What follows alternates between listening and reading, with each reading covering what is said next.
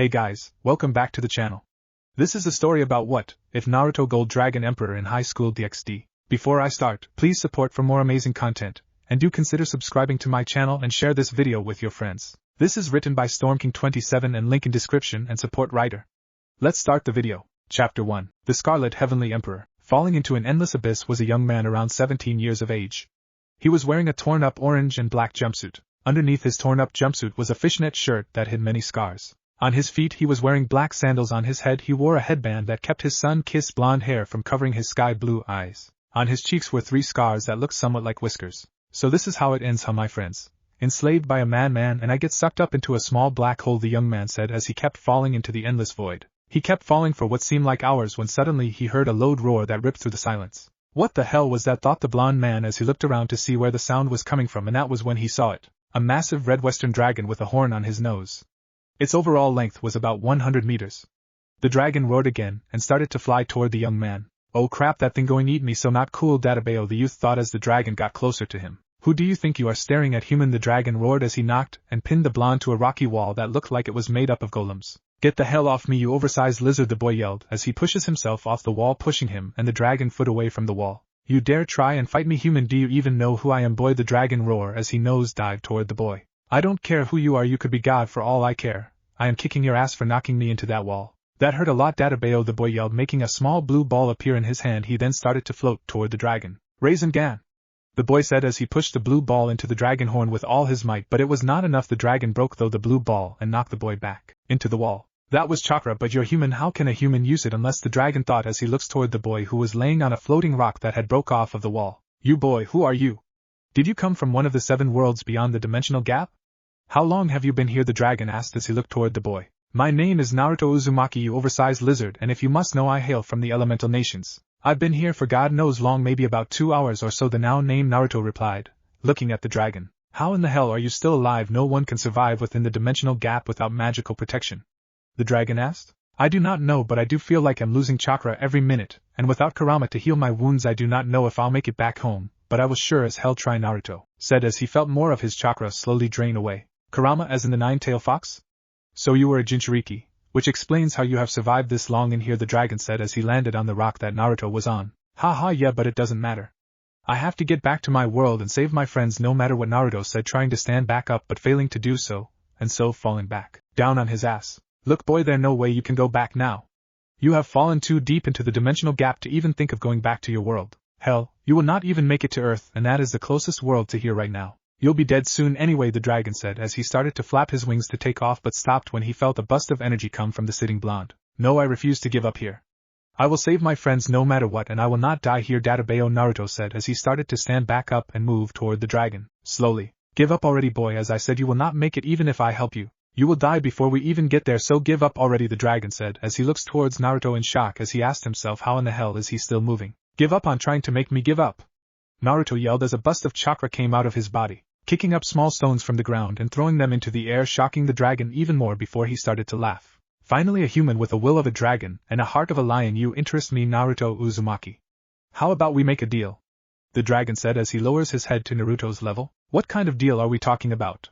Naruto asked, looking the dragon right in the eyes. I will save your life and give you the power to save your friends back home as well as help you get back to your own world, the dragon told the shocked Naruto. And what would I have to do for you then? Naruto asked, knowing there were always 2 sides to a deal. You'll have to go to Earth and help out there. I have a feeling something big is going to happen soon, plus if I give you some of my power I can see what you see. I always wanted to see the human world, the dragon said as he looked at the sky. Fine, I'll help, but how will you save me and when can I go back to my world? Naruto asked as he stood up. I'm going to give you some of my power and flesh.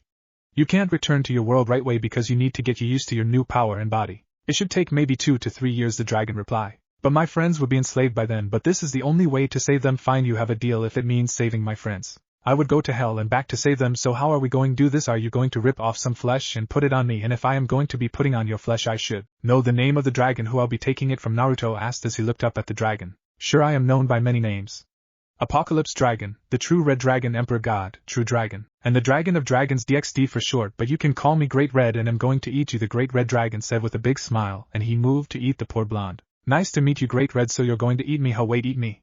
And oh, Naruto all but yelled before he was eaten by Great Red. Slowly sliding down the dragon throat, Naruto felt bits of flesh and saliva fall onto his skin. His skin then started to soak up and suck in both the saliva and flesh. He could feel the power of the flesh with every bit his body took in. His body then started to glow a bright red as he fall into the stomach. Great Red's stomach started to glow red with Naruto inside it. As the glowing got brighter and brighter, something started to move up toward the dragon mouth. Great Red then throw his head back and fire of a ball of fire towards a floating golem that was destroyed as soon as the flaming ball hit it, leaving it as nothing but dust. Floating in the air where the golem was destroyed now was Naruto with a whole new look. His jumpsuit was all but gone, only leaving a little bit of the pants that now looked like shorts. His feet to his knees were covered in scarlet red scales as well as a long scarlet tail that was connected to his lower back. His upper body also had the same scales outline his six-pack and his pecs. His arms were covered with the same scarlet red scales that his body. On his back were two large wings that were feathery in appearance, akin to a bird's. His hair was no longer sun-kissed blonde but now a blood-red color. His sky-blue eyes was now yellow with a slit-like iris. In his right hand was a double-edged sword, with a slim handle. At the end of the grip was a scarlet-red sphere and, towards the hilt was an again red cross. It has a long silver blade bit was engraved with scarlet diamond markings. It was long and thin. Arrgh roared Naruto, as he started to fly away from Great Red and towards the human world. How to think he turned out so powerful from just a little bit of my flash. Hopeful he can help, Great Red said to himself, as he turned around to fly away but stopped when he saw a bright white light coming from the highest part of the dimensional gap. And no way, what is that thing doing here? It only show up when a new world or a savior is born, Great Red said in shock as he saw the bright white light take the form of a white bird and start to fly toward Naruto's home world. So that boy is the savior? How, who knew? Great Red said as he started to fly again. Human world Rome. Walking outside a church were two girls.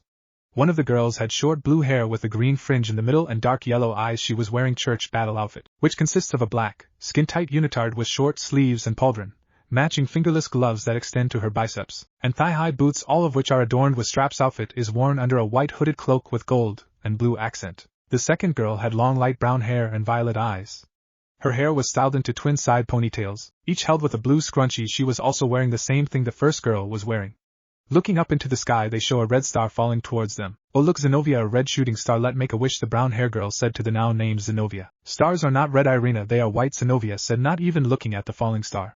Zenobia, I think it coming right for us, the now named Irina said as the star got closer and closer. What are you on about? Zenobia said before she had to jump back as the star cashed right in front of her. I'll need to work on my landings, the star said as he passed out. It a boy with red hair. What do we do? Zenobia asked Irina. What else? We take him to the higher up now, come on, and help me, Zenobia tells Irina as she picked the red hair boy. Hi, Irina reply as she helps Zenobia. Chapter 2. The Sea and Deadly Heavenly Empress. Walking down a long hallway were two people. One was a woman dressed in a nun's attire. She looked to be in her late 20s. She looked to be from Northern Europe and had features that were like an actress. Next to her was a handsome-looking man with long blonde hair and green eyes. On his back were 12 wings golden in color, and above his head was a ring of light. So what have you done with the one who fall from the sky, Griselda? Asked the blonde man as they walked toward a door at the end of the hallway. We put him in a room full of holy items, Lord Michael, the now named Griselda said as she opened the door for the now named Michael. The door led to a round room full of candles that was burning away at the darkness of the room. At the farthest end of the room was a small window that were covered by a dark blue cloth.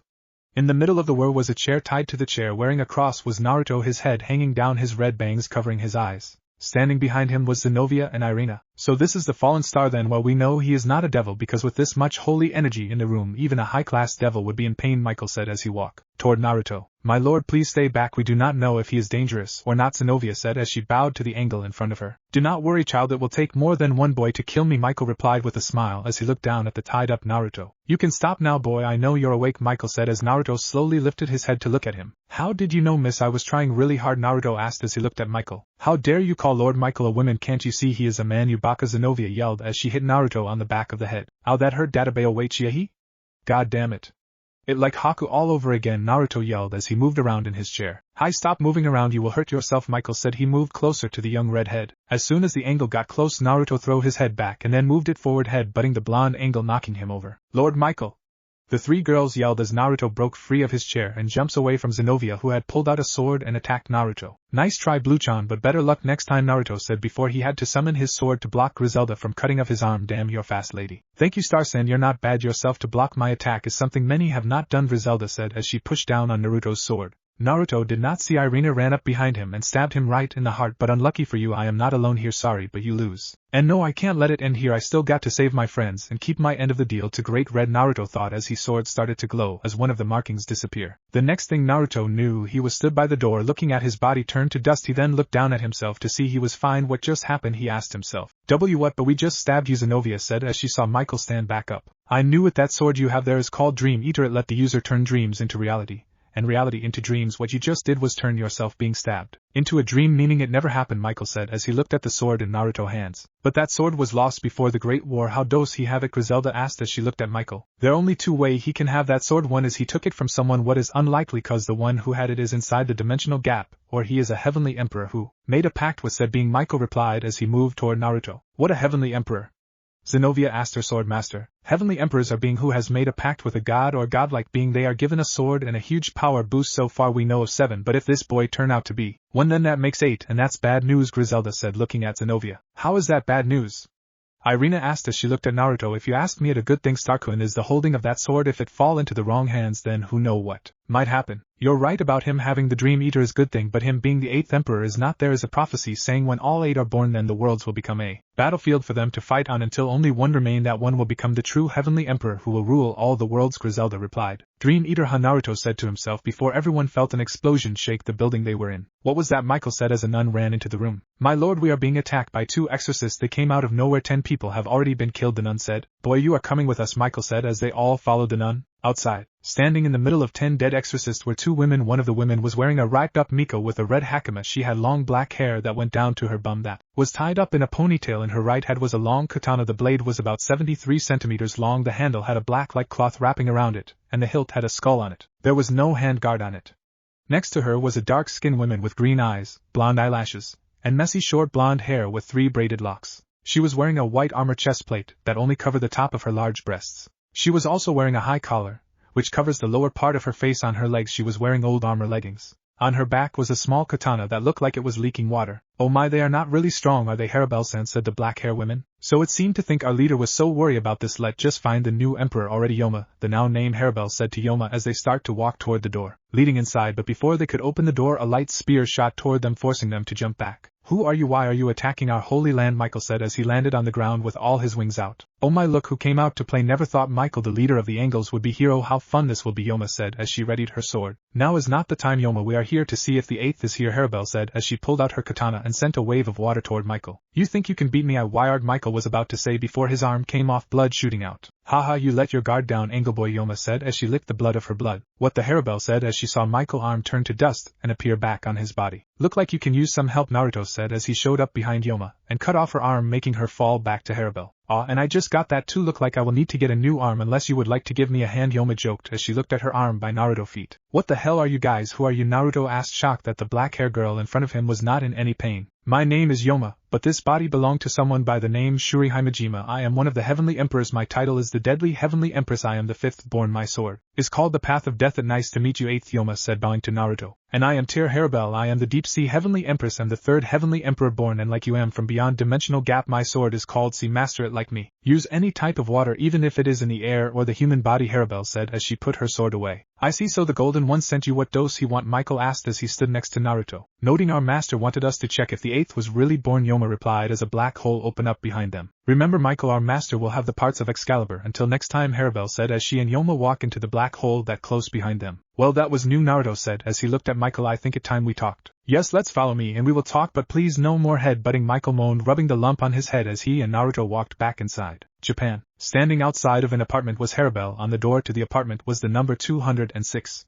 Knocking on the door, Harabel waited until she heard a voice. Hold on, Devil Tan-nyo, I'm on my way, said a man voice as the door opened to show a male bodybuilder wearing a magical girl outfit. You're not Devil Tan, who are you? The man asked. You can drop the act, Mill, we are alone, no one is about, or should I call you the fantasy heavenly emperor, Harabel said before she was picked up by the neck by the now named Mill. What do you want? See, bitch, can't you see I'm busy waiting for someone, Mill said with hatred in his voice as he tightened his hold on Harabel's neck. I am here to tell you that the 8th have been born. We will be moving soon, Harabel said, trying to breathe. So the 8th is here. How well this will be fun. As soon as I become the true heavenly emperor, I will become a true magical girl. Now get out of here, you see, bitch. I'm sick of your face, Mill said as he slammed the door in her face. Grr, I hate him so much. To think he is one of the strongest, Harabel said to herself as she walked away rubbing her neck. Chapter 3. My boss is a dragon. Can't believe it's already been a year.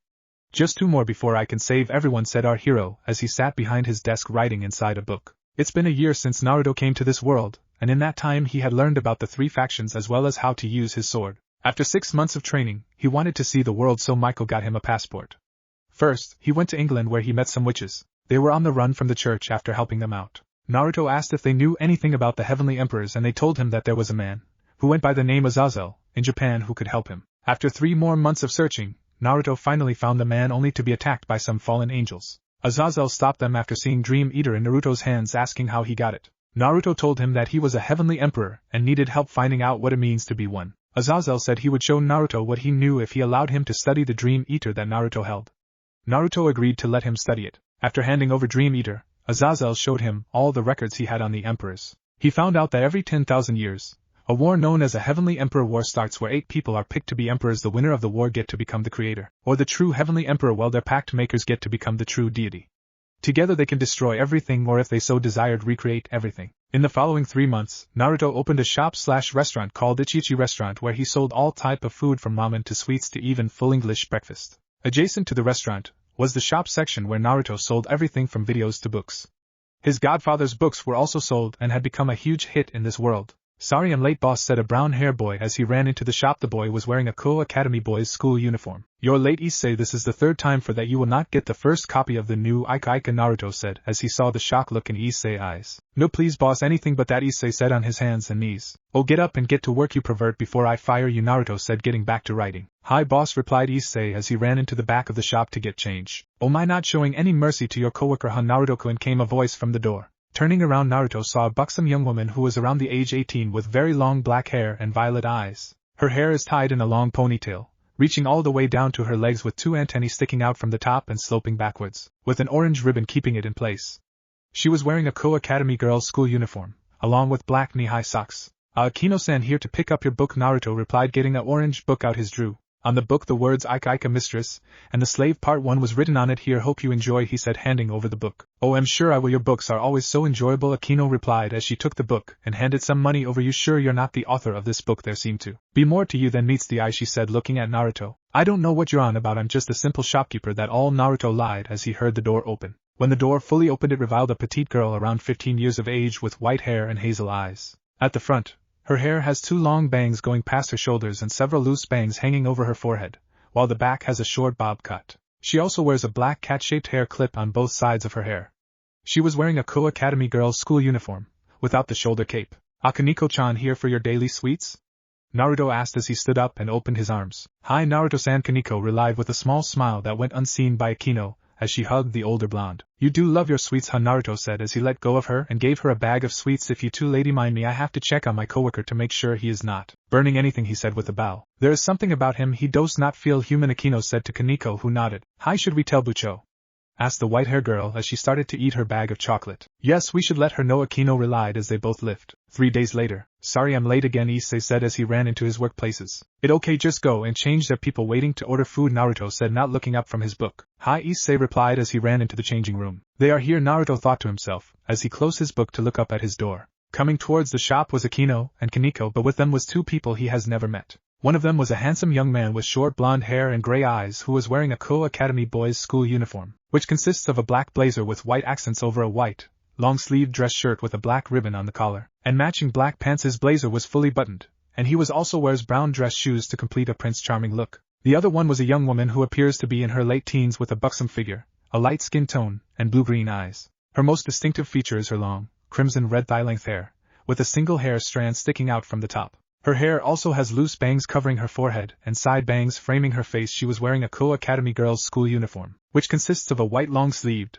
button-down shirt with a black ribbon on her shirt collar worn under a black shoulder cape and a matching button-down corset, a magenta skirt with white accents, and brown dress shoes over white crew-length socks. "Are you the owner?" the red-haired girl asked. "Hi, I am. Come let talk in my study," Naruto replied as he led them toward a door in the back. "Issei, watch the shop. I'm going to my study," he yelled as everyone went into the door. "Hi boss," Issei replied from the changing room, inside Naruto's study. "Now may I ask why 4 devils are here?" Naruto asked them with a smile, seeing the shock look on their face. "You know what we are?"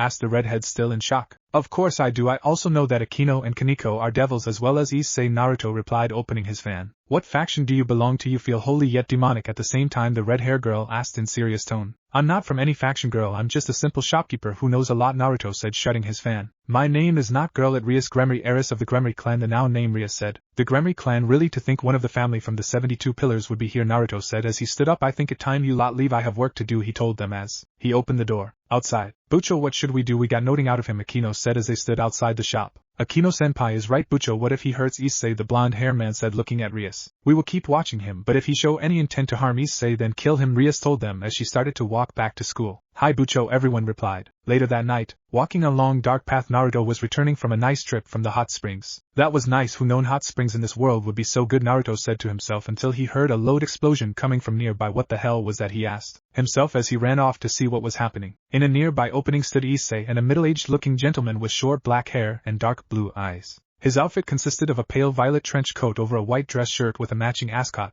black pants and shoes, and a black fedora, who also had black wings coming out his back with a light spear in his hand. Damn it, Issei, you can't stay out of trouble, can you? Naruto said to himself as he ran towards them, not noticing a red light glowing behind the trees. Time to die, devil, yelled the black-haired man as he ran toward Issei with his light spear. I think not, fallen angel, Naruto said as he stopped the spear with his bare hand. What, how, who the hell are you? The man asked and shook, seeing his spear stopped by a hand. The name Naruto Uzumaki, and this little pervert is my coworker, so I can't let you kill him. I still need him for work, Naruto said with smile as he tightened his grip on the spear, breaking it into tiny pieces. And no way, boss, is that you? Issei asked in shock at seeing his boss break the same type of weapon that his ex-girlfriend used to kill him into tiny pieces. Yeah, you damn pervert, you just can't stay out of trouble, can you? Naruto replied with a smile. Do not worry, this will be over soon. I hope everyone is watching, he then said, knowing that the devils he met earlier were watching. You damn human, I'm going to enjoy killing you, the man said as he summoned 2 new light spears. This is going to be fun, Naruto said as his whole body busted into flames. From the flames now stood Naruto in his dragon form, wearing a black sleeveless shirt that showed his scaled arms and blue shorts that showed his scales on his legs.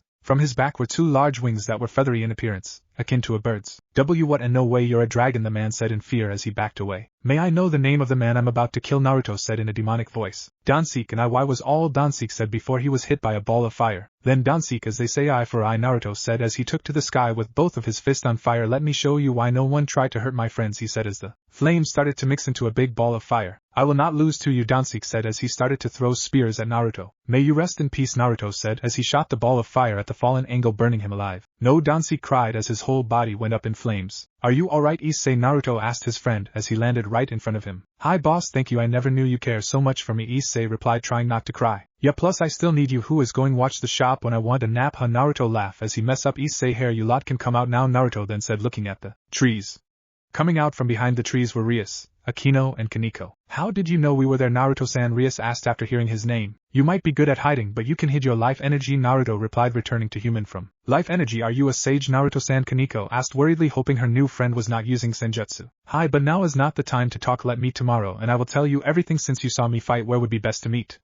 Naruto asked the devils. How about Ko Academy after school? Rias replied. Sure, I will take Issei home. See you lot tomorrow. Come on, perv, let go, Naruto said as he started to walk away with Issei following him. Unknown to them, a girl with blonde hair being held up in a spiky pineapple, and red eyes. She was wearing a Ko Academy girls' school uniform. So you're the 8th. Look like I finally find my first opponent in this war, the girl said to herself, looking at Naruto. Elsewhere in a tall building overlooking the city. So 4th has seen 8th. This is going to be fun, said a brown-haired man looking out a window that looked over the city. Hi, she has Gilgamesh-sama, said a middle-aged man wearing a suit. How is the army coming along, Nick? Gilgamesh asked the now-named Nick without turning around. Sandbox Academy said they will send people from class 13 and the Yomas are ready, Gilgamesh-sama, Nick replied. Good, oh, and before I forget, meet Jarvis, he will be working for me now, Gilgamesh said as an elderly gentleman appeared from the shadow wearing a butler's suit. He had silver hair, tied into a ponytail. Nice to meet you, Jarvis. I look forward to working with you, Nick said, bowing to Jarvis. Who said you'll be working with him, Nick? Gilgamesh said as he clicked his fingers. As the sound of the click echoed, a golden light appeared behind Nick. From that light a golden sword shot out, stabbing Nick in the heart. Why, Gilgamesh-sama? Nick asked as he fall to the floor. Bleed. Why, Nick? It was because you sold info on me to 7th. Goodbye, dear Nick. It was nice knowing you, Gilgamesh said as he pulled the sword out of Nick. Jarvis, clean this up. Right away, Master, Jarvis said with a bow as his eyes started to glow yellow. Chapter 4. Dragon vs. Roses. Standing outside some school gates was our hero Naruto. So this is Ko Academy, huh? It's bigger than I thought, Naruto said to himself as looked up at the school. Who's that? He's not a student, one of the female students said. Who cares, he's hot, another student said, looking at Naruto as if he was a piece of meat. Oh God, please say I'm not getting fangirls, Naruto thought to himself as he started to walk towards the school. On the way to the door, Naruto saw 2 young women waiting for him. One of young women seemed to be around the same age as Rias, with black hair styled in a short bob cut and violet eyes. She was wearing a pair of red glasses and the Ko Academy girls' school uniform. The young woman next to her had knee-length black hair with split bangs and heterochromic eyes. The right eye was brown and the left was violet. In addition to wearing the Co-Academy girls' school uniform, she also had blue, semi-rimmed glasses with square lenses. "Ah, you must be Naruto-san. Rias told me you were coming. Please follow me," the girl with red glasses said as she walking inside the school followed by the girl with the blue glasses. Following the two girls, Naruto waited until they were alone to ask something. "So I take it you're both devils like Rias-san?" Naruto asked with his hands in his pockets. "You are correct, but I can't tell what you are. You feel holy yet demonic at the same time," relied the girl in red glasses, stopping outside a door. "The meeting will be in here," she then said, opening the door. Inside the room was Rias and her group and some other people Naruto have never met, but one thing Naruto did know was the room was full of devils. "Well, this is going to be fun. Little old me in a room full of devils, huh?" Naruto said as he grabbed a chair and sat on it. "So let's start with getting to know each other," Naruto said as he watched the two girls sit down. "And how will we do that, Naruto-san?" Rias asked. "How about with our names, likes, dislike, and dreams? I'll start. My name is Naruto Uzumaki. My likes are ramen, my friends,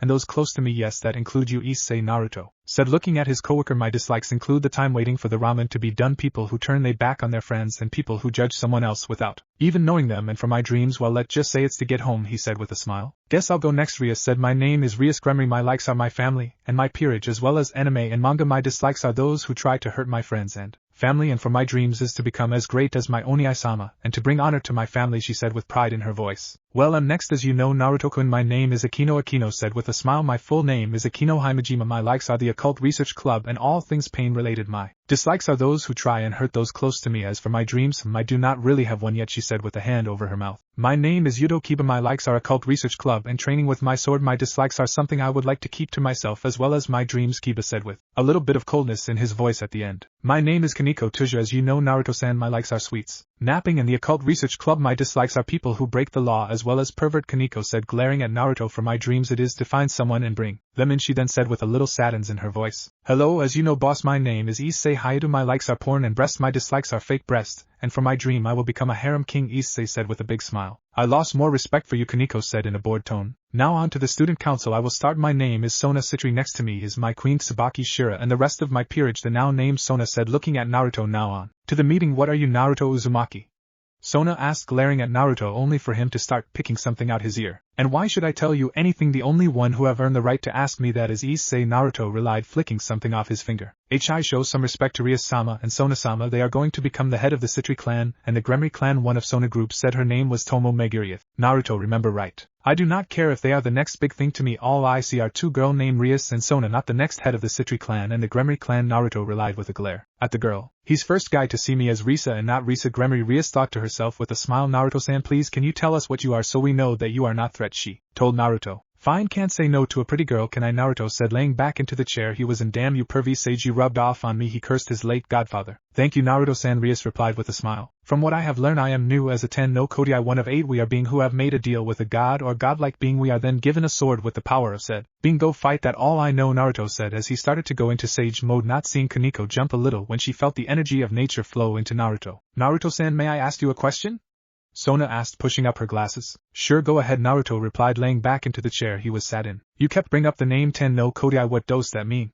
Sona asked. "I've never heard of that name or title before." "That a good question. I really do not know myself, Sona-san. I would also like to know more about the title," Naruto replied, looking at the door. "But I got a feeling if we ask the person who is eavesdropping behind the door we might learn more," he then said with a smirk as a girl with blonde hair wearing the same uniform as Rias and Sona walked into the room. "I'm impressed you were able to sense me even with my hidden magic." Turn on, the girl said with her arms crossed. "Rosalind-san, how long have you been there?" Rias said in a shocked voice. "I did not even sense her." "How could that be?" Rias though to herself, looking at Sona knowing she was thinking the same. "I've got to know, how did you sense me?" "Not even the four Satans can sense me when my hidden magic is on," Rosalind asked, looking at Naruto. "As I told Rias-san last night, you might be able to hide your energy from me, but you can't hide your life energy," Naruto replied, looking at Rosalind in sage mode. "I see. Well, no matter, this will still end the same," Rosalind said as a gun appeared in her hand. The gun was as black as Naruto, with a green vine going from the handle all the way to the barrel.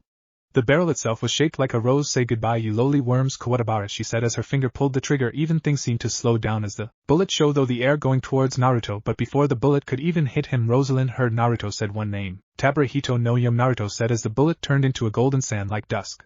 Next to him stood his sword, the Taburahito no Yum, with only 5 lights lit on the blade. "So that your sword, huh?" The Taburahito no Yum, Rosalind said as she lowered her gun. "Let's finish this somewhere else. I would hate to see Rias-san and Sona-san get hurt," Naruto said, standing up. Hi, she just attack us, we can handle our, was all Rias got to say before she felt fear grip her when she looked into Naruto's eyes. Stay out of this, there's no way you can beat someone like her, so sit down, Naruto told Rias as he moved closer to Rosalind. So ready to finish this Tengaku no Kogobara, Naruto asked, as he changed into his dragon form. Yes, let's finish this Sukureto Ten no Kodai, Rosalind said as a magic circle appeared under them, making them disappear. So we should follow them, Sona said, standing up. What, why did you not feel that power? I do not think even Oni-sama can match up to that level of power, Rias told her friend. Yes, I felt it, but I also felt a strong devil-like energy coming from Rosalind-san, plus we can see what Naruto-san can really do, Sona replied, summoning a magic circle. Fine, let hope this is worth it, Rias said as everyone in the room got on the magic circle and disappeared in the mountain behind the school. As Rias and the rest of the group appeared, they were met with a sight that could only be described as a crater with all the earth ripped up. Standing in the middle of the crater were Naruto and Rosalind, both with their swords out.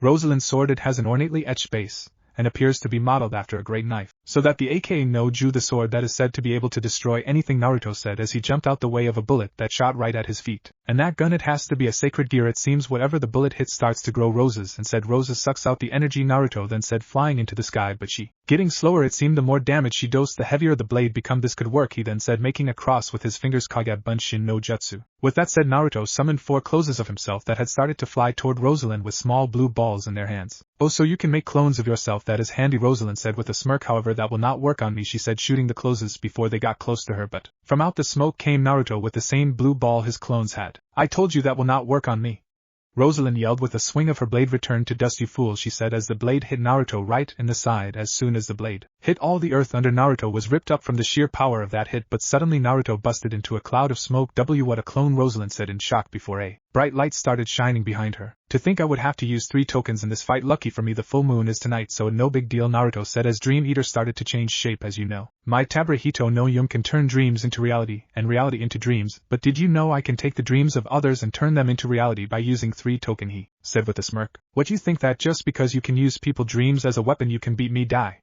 Rosalind roared as she shot forward towards Naruto. I can feel demonic energy inside you, meaning you are a devil. And what are devils weak to? Naruto asked as his sword changed into a golden sword. And no way, that sword, it's Kiba said with shock in his voice, looking at the sword he hated so much. May this light reach the king who never can be reached. Can you withstand this fragment of a true holy sword? Naruto asked as he pulled back the sword over his head. Excalibur, he yelled, swing the sword forward, letting a golden-like flame shoot out from the blade, consuming Rosalind's body, as well as everything in its path. That finally over, you lot can come out now, Naruto said as Excalibur started to fade away into dust. Can still only get 1 attack out of that still, he said to himself before he felt a strong energy start to rise from where Rosalind was left. This is and not over yet, you damn worm, Rosalind all but yelled as a red like Rosalind shot out of her body. What the hell, Naruto asked himself as he turned around. This is bad, I've only got 1 token left, he thought as he heard name come out of Rosalind's mouth. Tengaku no Kogo Moto, Rosalind said as the energy started to die down. Let's start the real fight, Naruto Uzumaki. Chapter 5, The Heavenly Rose Embers. As the beam of red power slowly died down, Naruto saw Rosalind in her new form. She now had pitch black high heel boots on that had a blade for the heel on. The boots went all the way past her knees and stopped at her thighs. She also had a skirt made of pure red rose petals. On her chest seemed to be a black armor shaped like rose petals that made her breast push up. On her left arm was a single green glove that went up her whole arm, and on her right there seemed to be a vine-like rope that wrapped around that whole arm, and her sword, it also seemed to have thorns sticking out of it. Her collar was also made out of the same roses that her skirt had. On her back were 2 wings also made of rose petals. Now I will end this, you damn worms, Rosalind roared as she shot into the air, and with 1 swing of her blade the remaining earth under Naruto was ripped up along with a cut going right across his chest. What the hell, how did she just become so powerful? Naruto asked himself as he fell to the ground. You see this, you damn worms, this is the true power of a Ten no Kodai, Rosalind said, looking down at the devils watching. Get up, Naruto Uzumaki, and show me your Ten no Kodai Moto. Now or else the little devils down there might end up like this mountain, she said, pointing at Rias and Sona. Why, you will not touch them, Naruto roared as a golden light shot from his body. What is this power? This is not Ten no Kodai Moto. What the hell are you doing? Rosalind asked in shock as a glowing red light could be seen from the corner of her eye. Issei, your sacred gear, it reacting to something, Rias said in shock as a red gauntlet appeared on Issei's arm. Elsewhere in the city. What going on, Albion? I did not even summon divine dividing, why is it out? Asked a handsome young man with dark silver hair and light blue eyes, wearing blue jeans and a black t-shirt as a pair of glowing white dragon wings appear on his back. I don't know, Valet, but something is calling on my power. Whatever it is, it's strong enough while I'm inside someone else. A voice inside the now named Valet told him. Elsewhere in an underground base. What going on? Why are all our Longinus glowing for? Asked a handsome young man with short black hair wearing a combination of a Japanese school uniform and ancient Chinese attire. While looking at a spear, it seems someone is drawing on all the Longinus powers, he said to the others. In Rome. Well, that's new. A young man with blonde hair, green eyes, and dressed in priest clothes said to himself as he watched his Longinus glow. Dimensional gap. To think that kid had a world gear, how he is full of surprises, Great Red said to himself, as he kept flying but came to a stop when 5 golden chains shot out of nowhere. What the hell was all he said before he find himself tied up in said chains. Look like the Great Red Dragon is not as great as they say he is, came a voice out of nowhere. Show yourself, Great Red roared as he tried to move only for the chains to get tighter around him. In good time for now, be a good dragon and go to sleep, the voice said before Great Red started to get sleepy. And no way, the chains, they're the chains of heaven, Enkidu. The same chains that are said to bind gods. The higher the target divinity, the stronger the chains become, Great Red said, before falling into a deep sleep. Rest now, dragon of dreams, for when you wake you will belong to the one true king, the voice said as a golden ship flew over the sleeping dragon. Back with Naruto. As the golden light started to die down, Naruto's scales started to turn into golden-like armor with 12 different gems embedded in said armor. His wings have now turned into pure golden energy that seemed to move like a flowing river on the ground. Grass and flowers stated to grow. What the hell is that form? Rosalind asked in shock. Gear copier, Naruto said as he looked up at Rosalind. What a world gear, but how they were lost after the war, Rosalind roared as she took a swing at Naruto, only for iron to shoot out of the ground and block her sword, making the ground crack under them. I don't know how I have this, nor do I care, but think to this, I can stop you from hurting my friends, Naruto said as he punched Rosalind in the face, knocking her into the ground. Boost, he then said as the green gem embedded in his right arm started to glow. Boost, a voice from the game yelled as Naruto felt his power double. Damn you, I will not lose to a worm like you, Rosalind yelled as she shot 3 bullets from her gun and started to run at Naruto. Divide, Naruto said as the white gem on his back started to glow, and a wall of sand came up from the earth to block the bullets. Divide, a voice from the white gem yelled as Rosalind's sword hit the sand, only for the sand to crack a little. What my power, I feel weaker, but how? Rosalind asked before iron chains shot from the ground and tied her to the ground. It's simple, my gear copier, let me copy any sacred type I want, and since Issei is the closest and strongest gear nearby, it copied the Longinus type, meaning I have copied all of them, Naruto told Rosalind as lightning came down from the sky and hit the chains, shocking Rosalind. Rosalind screamed as her ten no Kodai Moto started to fade away. Damn it, how did I lose to someone like you, she asking, looking up at Naruto who had started to change back. It because you were arrogant, Naruto said as the chains holding Rosalind down retreated back into the earth. Well, what you waiting for? Finish me so you can take my emperor powers, Rosalind asked, closing her eyes. No, I will not kill you. I want to fight you again, but as friends, Naruto told her with a foxy smile. Friends, maybe, Rosalind muttered to herself, but acting like that will only come back to bite you, she said as she transported away. I know, but it's who I am, Naruto muttered as he walked towards Rias. Well, now that over, who wants to eat? He said, making everyone's sweat drop. Really, boss, after you destroy a mountain, that all you got to say? Issei yelled before Naruto hits him on the head. Oh, be quiet, you, it not like Sona-san or Risa-san can't fix it, Naruto replied, walking past everyone. Not the point, boss, Issei said, running after Naruto, and everyone else followed, with Rosalind in a back alley. Damn it, I lost to that lowly worm, Rosalind said to herself while holding onto the wall. Let fight as friends next time. Really, that Baka will not last long in this war if he keep thinking like that, she muttered as she sat down. You're right about that, my beautiful Rose. The dreamer has not only mocked you in battle, but he had the guts to hurt something that belonged to me, the one true king, a voice called from the darkness of the alley. What are you doing here, you bastard? I do not belong to anyone, supply not you, Rosalind hissed as she summoned Kawatabara. You forget, my dear Rose, everything in this world belonged to me. After all, this world is my garden, the universe is my plaything, the voice said as a golden-suited man started to walk out of the shadows. He had short brown hair that ended at his neck and golden eyes. After all, I am Gilgamesh, the descendant of the Queen of Heroes, Gilgamesh said with a smirk. Yet you get your clones to do your dirty work while you sat on your throne, Rosalind mocked as she fired 3 shots at Gilgamesh, only for him to block them with a golden shield from his gate. Look like you're not ready to join me yet, my beautiful Rose. I will wait, but not for long. It rude to keep the king waiting, Gilgamesh said, walking towards her. However, I will be taking your sword, you no longer need it after losing to that mongrel, he said as his head hot into Rosalind's stomach. Rosalind screamed in pain as she felt him pull out a glowing pink gem. Damn you, you bastard, she muttered before falling to the ground. So sad that you can no longer become the true emperor. Oh well, I will make sure to make you my queen when I win this silly war, Gilgamesh told her as he started to walk away, leaving Rosalind in the dark alley. Make sure no one touches her, Jarvis. I want her to stay as pure as newly born flowers, he told the old man. Stand in the shadows, High Master, relied Jarvis. Chapter 6. The Dreamer Who Dreams. Dream World. Laying on a lush green hill with a single tree on the top of it was Naruto, wearing a white t-shirt and white pants. Naruto-san, you're back again, came a voice behind him. Looking up from his spot, Naruto saw a beautiful young woman with golden blonde hair that shined within the sunlight and eyes as blue as the sky above them. She was wearing a one-piece white sundress that stopped at her knees. You know, every time I dream I always end up here, Lily, Naruto said, looking at the blonde-hair woman now named Lily. True, Lily relied, sitting next to the man. Naruto-san, what do you think of this world? The dream I mean, she asked, looking up at the sky. It's peaceful. This is the type of peace I hope to bring to my world. One where everyone can understand each other, where there is no pain or hate, Naruto said, sitting up. But this is only a foolish dream, it will never come true, Lily replied, sad looking down at the grass. That is where you are wrong, Lily. I will bring peace not only to my world but this world too, no matter what. If I can't even do that, then I've got no right to wield the tabara. Hito no Yum, Naruto told her as he stood up. Where you going, Naruto? Lily asked, looking up at him. It's time to wake up, Naruto replied as he started to walk toward the tree on top the hill. I will see you soon, Lily, he said as he started to disappear. Maybe you are the one to bring true peace, Naruto-kun, Lily said to herself as she stood up. One day we will meet in the real world, and when that day come I hope to see you bring this peace to that world.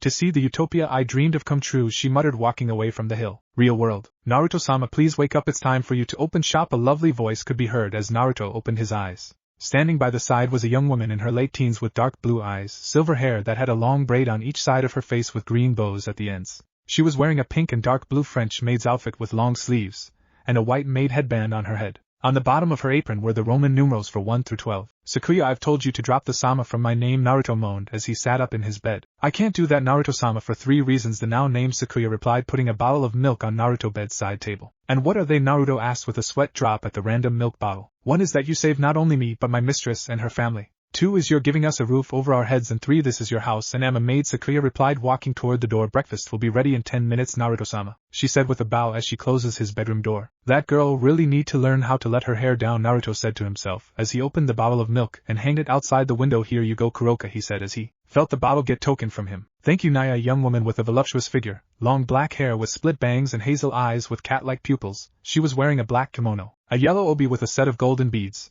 and an ornately detailed headband. The kimono features a red interior and it is open at her shoulders, giving view to her large breasts. Behind her were 2 black cat tails and on her head were cat ears the same color as her hair. Is that your leg, or are you happy to see me, Naruto-kun? The black-haired woman asked, taking a sip of milk while bending over the windowsill, giving Naruto a full view of her breasts. It's my leg, Kuroka, but I'm happy to see you, Naruto replied, trying not to look at her breasts. Oh, that's too bad. I was hoping to finally get you into bed so we could make some strong babies, Naya, the now named Kuroka said as she jumped into his room, landing on top of Naruto, pinning him down. You smell like Chiron. Why is that, she asked, pushing her breasts into his chest. Chiron, who that? Naruto asked, getting out from under her. She my sister, you might know her as Kaneko, Naya, Kuroka replied, laying on his bed. Really, Kaneko, your sister? She never told me, Naruto said, grabbing his shirt. That because of our past, as you know, Kuroka said as her tails started to move. Thank you again for being her friend, Naruto-kun, Naya, she then said, looking at him. Kaneko, a good girl and a friend even if she does not show much emotions, Naruto replied, putting his shirt on. You better get out of here before Kaneko show up, he said, opening his door. Hi, I got to go to a meeting anyway. You sure you will not join us, Kuroka asked. You know I can't. Great Red is my friend even if all he does is fly around, Naruto told Kuroka. That too bad. Oh well, see you around, Naruto-kun, Naya, Kuroka saying her goodbye as she jumped out the window. Later that day, now sitting at his desk in his study, Naruto was looking at a photo album. Inside the photo album was a picture of himself and a blonde-haired woman who looked heavily pregnant. Chien-chan, I hope you're okay, Naruto said to himself as Sakuya poured him some tea. Naruto-sama, who is that woman in the picture with you?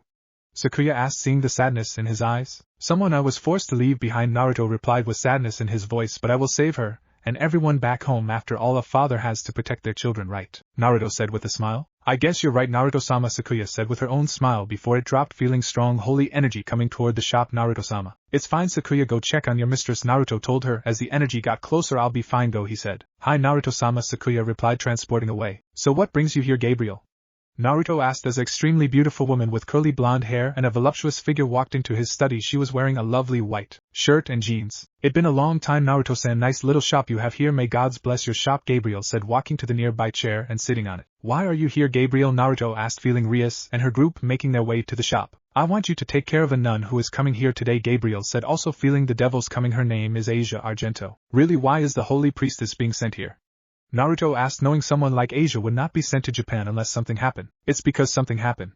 She healed the devil, Gabriel told Naruto. Truth. Really, she did a good thing helping someone who was hurt, and then she gets kicked out, Naruto said, giving Gabriel a glare. This is why I left the church. Because you're all stuck in the past, still fearing devils. It was not our choice, our followers wanted something done, so we did something, Gabriel said, trying to make Naruto see what they had to do. And if they wanted the angels to jump off a cliff, would you?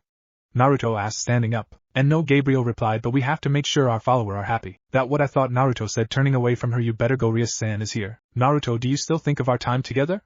Gabriel asked, moving towards him. Yes, but that the past, Gabriel-chan, as I said back then, you can't fix that. What is not broken, Naruto said with a smile. Go, I will look after Asia. That a promise, and I never breaks. A promise, he said, walking to the front of the shop. Yeah, you never breaks a promise, Naruto-kun. Gabriel smiled as she disappeared in a golden light. With Naruto. Why are you here, Rias-san? Naruto asked Rias. Ask Issei, Rias replied, looking a bit mad. What did you do now? Prevent Naruto asked in a deadpan voice. What all I did was befriend a nun, a cute one too, Issei relied. You are really a baka, Naruto said with a sigh. Nuns are part of the church. Devils like you can't be seen with one. But she was so nice and cute, she had this power too that healed any wound, Issei said, making Naruto eyes widen. Was her name Asia Argento? Naruto asked. Hi, why, how do you know her, boss?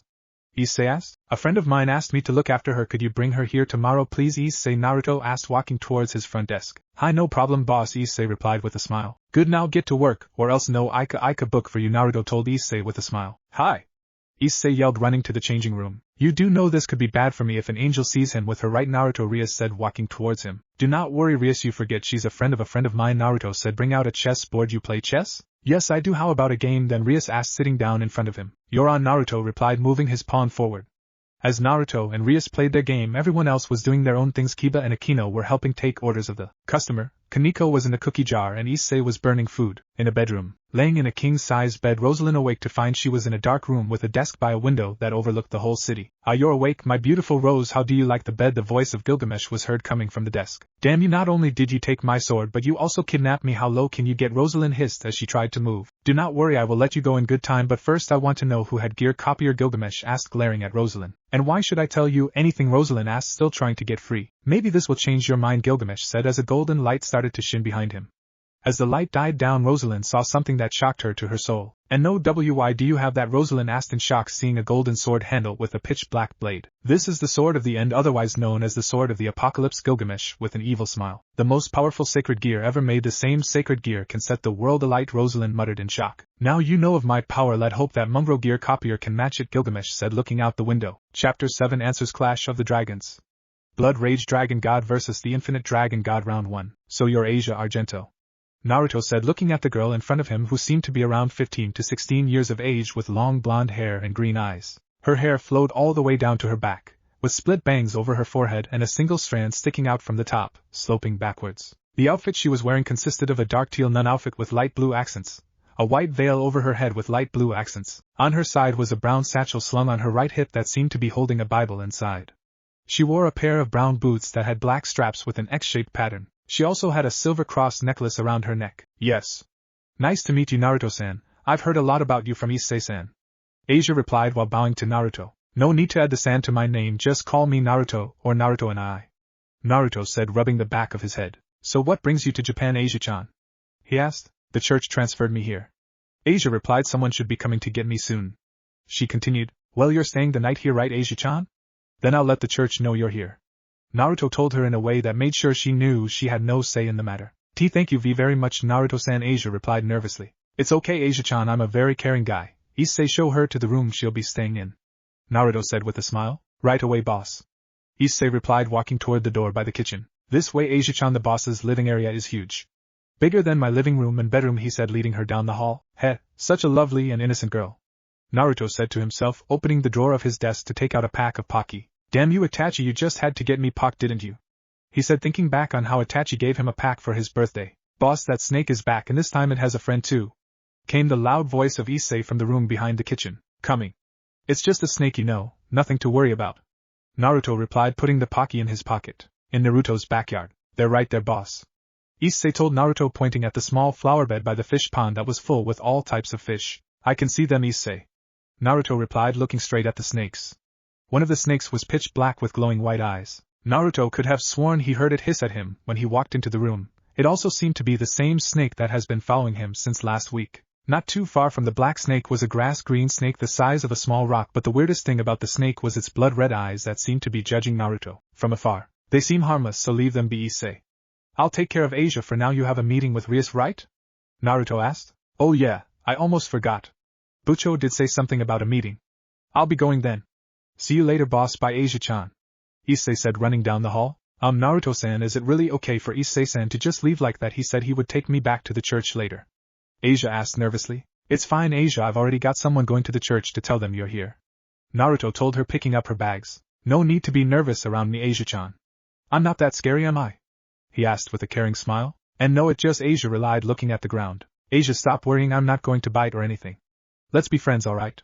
He told her with a smile. Come on, let's put your things away. Hi, Naruto-san, I mean Naruto and I.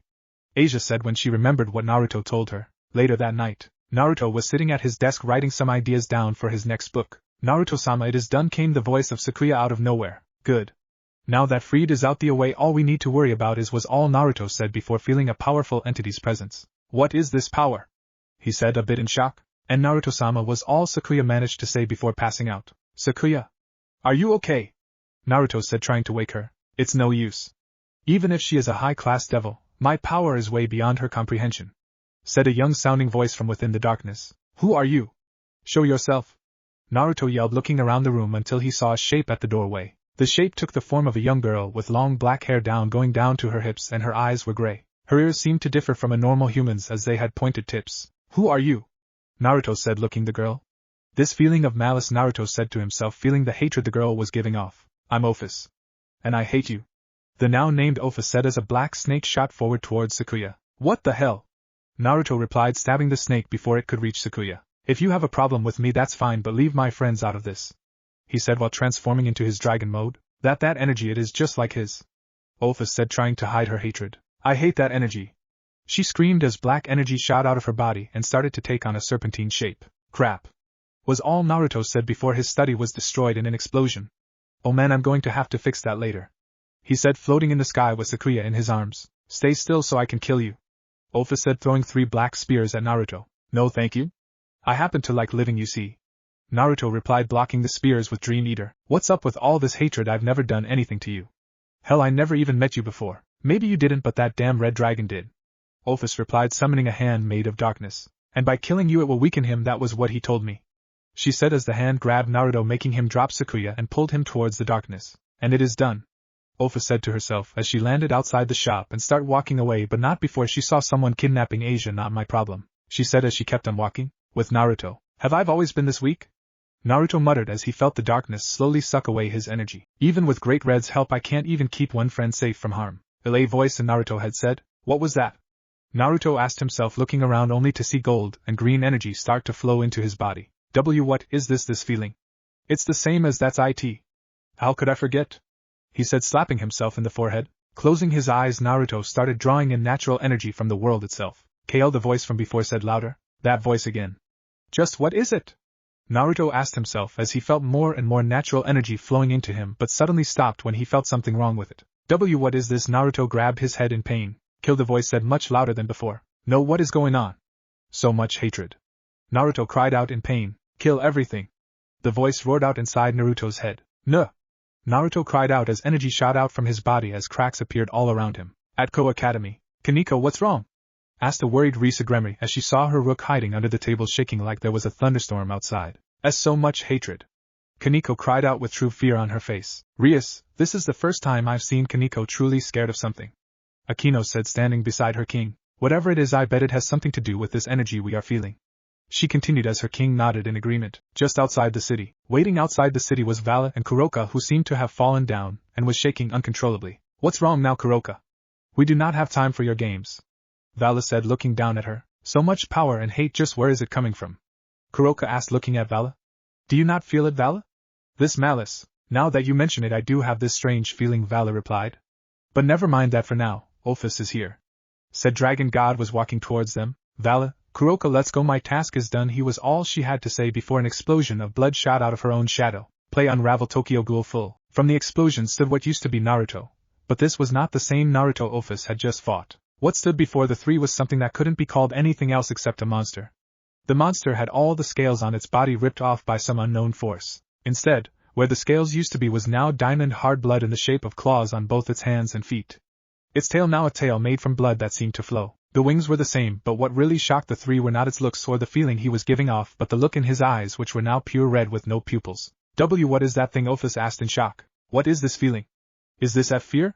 She thought. That thing is giving off so much malice, Vala said in shock while bringing out Divine Dividing. What are you doing? We can't beat that thing, we have to run now, Vala. Kuroka cried out, looking at Naruto, or what used to be him. That is the world's hatred given form. What?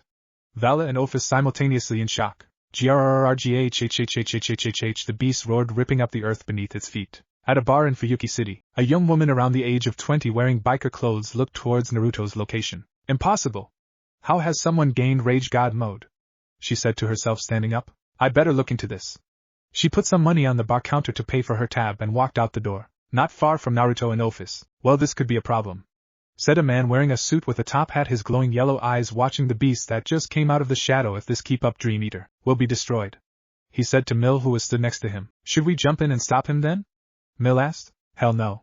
For one, I like living, and two, I hate cats, the man in the suit replied. Inside the dimensional gap. That fool has gone too far, roared a still tied up Rosalind. Not even I would go that far. Quiet now, my dear Rose, Gilgamesh said as himself, Yoma and Harabel watched everything unfold in front of them. To think that damn mongrel could unlock a mode that far surpasses the gods. But if he keeps this up, his sword will be lost forever, Gilgamesh-sama, Harabel said with worry in her voice. That is where you are wrong, my dear Hollow.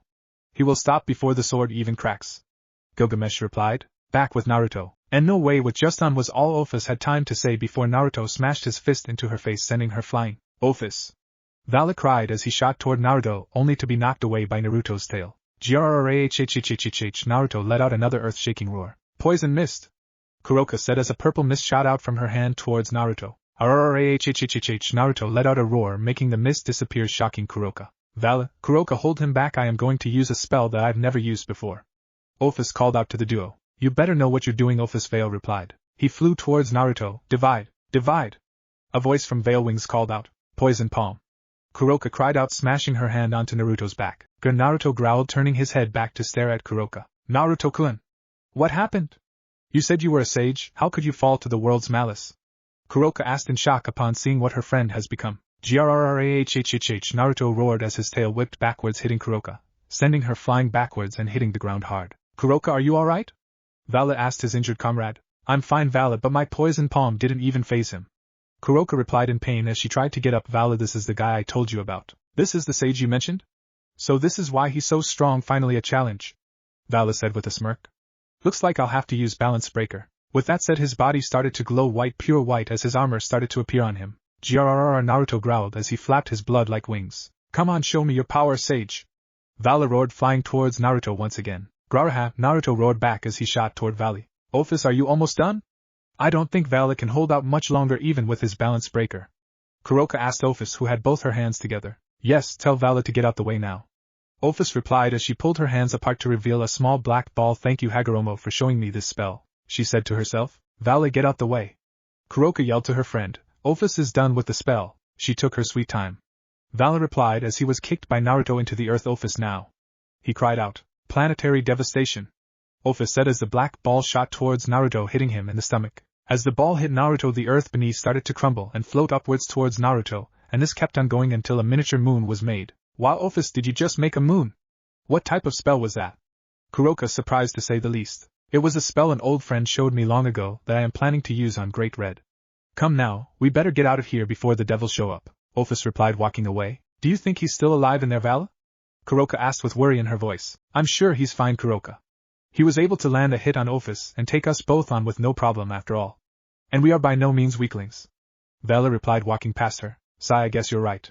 Kuriko then said with a smile. I'll see you again soon, my lovable sage. An hour later. Whoever did this better hope I never find them. It was a pain to keep this thing cloaked, and then there's this whole Asia thing with Issei. A very unhappy Rias complained to her queen and Rook. True, but do not forget that the fallen angels also attacked Naruto-kun's house, so I can understand why he was so angry, but what worries me is that we couldn't find any bodies, Akino said as they got closer to the small moon. My, that certainly is a massive thing, she commented while Kaneko picked up a rock and lobbed it at the small moon only for it to float around it. It has its own gravity, Kaneko said quietly as usual, a far cry from her panic state just a few hours ago. I also feel a faint energy coming from within it.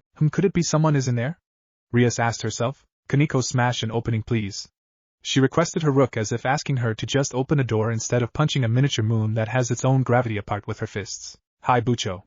Kaneko replied without even blinking an eye and jumped towards the moon to punch it. Kaneko's fist connected with the surface of the small moon, causing some cracks and dents to show on the surface. Kaneko repeated the process about a dozen times, causing more and more cracks to appear until a part of the mini moon finally crumbled. Kaneko took a look and found something shocking inside. What did you find, Kaneko? Rias called out to her Rook. Naruto-san, covered in blooded, Kaneko replied, pulling out a heavily bleeding Naruto who was holding a cracked sword in his hand. Naruto Kyuen? Both girls yelled out at the same time as Kaneko carefully carried and laid him on the ground. What happened to his sword? Mused Akino as she saw the state of Naruto's sword before being interrupted by Rias. Never mind that now, the question on my mind is what the hell happened to him. Can we save him, Bucho? He's lost a lot of blood, Kaneko asked with worry clear in her eyes and voice. You gotten really attached to him, huh, Kaneko-chan? Akino said, looking at her. This was the first time she's seen Kaneko get attached to someone outside their own group. Rias thought for a moment before replying. Maybe. Hopefully this will work. Rias said, pulling out a glowing chess piece. You're going to use the gift your brother gave you? Akino asked at seeing the devil piece. Yes. He told me to use it when the time was right. Besides, you've seen what Naruto-kun can do. Kaneko nodded in agreement as she thought about the power she saw Naruto wield. With him in my peerage, there's no way that man can win. Rias carried on. I'm afraid that's where you're wrong, Bucho. Naruto-kun's energy is much lower than when I first met him. Akino told Rias while shaking her head. What do you mean, Akino? Rias asked worriedly. What I mean is that when I first met Naruto-kun, his energy was like the sea, vast and endless, but now it feels like his energy would barely fill a pond. Akino explained. It doesn't matter. I am not going to let the first person outside my group to see me as who I am die. I Rias Gremry command thou Naruto Uzumaki to rise and live your new life as a devil. As the words left her mouth, the body of Naruto started to glow a blinding bright red. After a few moments, the light started to gradually die down, and the three girls saw that the chess piece was gone. Naruto stopped bleeding, but something was wrong. Did it work? Kaneko asked in confusion. It did, but for some reason he did not turn into a devil. I better tell Oni-sama about this. We'll take him back to the club room first, since we can't really take him back to his house now that a huge part of it is gone. Akino and Kaneko nodded. Rias turned towards the mini-moon, her hands glowing with the destruction power of the Gremlin. And now to take care of this. A couple of minutes later, thanks to her powers, the mini-moon was no more. The three started making their way back to the club room after they made sure no trace of the battle that happened remained. You know Sona will want to know what happened, right? Akino said as she carefully carried the broken Dream Eater. I know, I'll inform her as soon as we get back. Rias replied as Kaneko looked at Naruto with worried eyes. What if Naruto Gold Dragon Emperor in High School DxD? And thanks for watching my video till the end. If you enjoy this content, then do consider subscribing to my channel, and leave a like if you guys need the next part. Comment down, and thanks for watching the video, and see you guys in the next video.